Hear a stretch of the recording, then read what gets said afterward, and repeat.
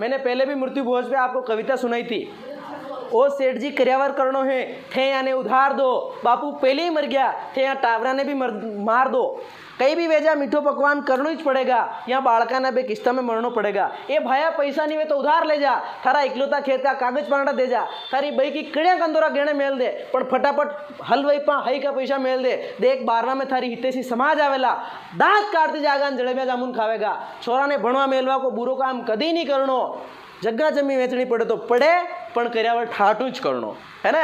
तो ये मेरा व्यंग आपको समझ में आया होगा कि ये मृत्यु भोज नहीं करने के। आप आज कसम खाइए हाथ खड़े करके, ऐसे हाथ करके, सर कुछ भी हो जाए मैं कर्यावर नहीं जीमूंगा। जिसमें हिम्मत है वो हाथ, जिसमें हिम्मत है, थोड़ी बहुत इंसानियत है, तो आपको जैसे इन्फॉर्मेशन मिले कि हाँ आपको क्या है, आपको पत्रिका मिलती है, आप तो सोचते हैं नुतो आयो, पर वास्तव में उस नज़रिए से देखो कि कोई आपको फ़ोन कर रहा है, हाँ हमारा भाई जी मर गया, आई जा मिठाई खवाऊँ, कितना अच्छा लगता है। अरे हमारा भाई एक्सीडेंट में मर गया, आई जा जिम ले। नहीं खाता हूँ, 5 साल 7 साल हो गए, नहीं है ना।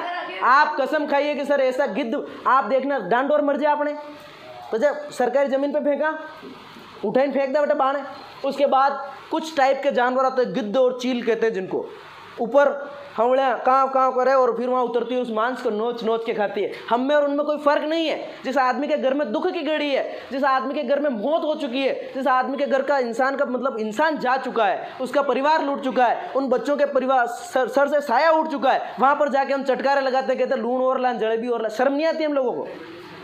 इन कुरीतियों के खिलाफ आप खड़े नहीं होंगे तो फिर कौन खड़ा होगा। हिंदू धर्म को मानते हो? कितने संस्कार होते हैं? 16 संस्कार। कितने संस्कार? और 15वां के बाद जो 16वां संस्कार होता है वो होता है अंतिम संस्कार, दाह संस्कार। किस संस्कार वे? दाह। अंतिम संस्कार होता है 16वां। उसके बाद तो हिंदू धर्म की किसी किताब में नहीं लिखा कि 17वां भी कोई संस्कार होता है। तो फिर ये आप चटकारे लगाने वाला संस्कार क्यों करते हैं? अगर सोचना घर पे जाके, आप दूसरों के यहाँ तो मज़ा आता है आपको, लेकिन आपके जिसके घर में अनहोनी हुई और उसी के घर में मिठाइयाँ हलवा पूड़ी पक रही, उसकी आत्मा जानती है क्या हो रहा है ये। आज मान लीजिए मैं मेरे पिताजी से बहुत प्यार करता हूँ, खुदा न खास्ता मुझे कुछ हो जाए और मेरे पिताजी बैठे हों और उनके सामने हलवा बन रहा है। क्यों बन रहा है? कि मेरा प्रिय पुत्र जा चुका है दुनिया से, इसलिए मिठाई बन रही है लोगों को बांटने के लिए। शर्म आनी चाहिए हम लोगों को। किसी आदमी के मोटरसाइकिल चोरी हो जाए, आप 10 रुपये की मिठाई लेकर के उसके घर चलो, मिठाई खा लो यार, आपकी गाड़ी चोरी, खाड़ा मेरी थंग माता में। जब एक गाड़ी चोरी हो गई, उसकी मिठाई आप नहीं खा सकते, तो इंसान चला गया, उसकी मिठाई कैसे खा सकते हैं? शर्म आनी चाहिए। आप कसम खाएं कि सर आज के बाद ऐसा नवरा काम नहीं करें। हाथ खड़े करके, जो मेरे को टीचर मानता है, लेश मात्र भी अगर मेरे प्रति आप में इज्जत है तो हाथ खड़े कर दे सर अब हुआ जो बहुत हुआ।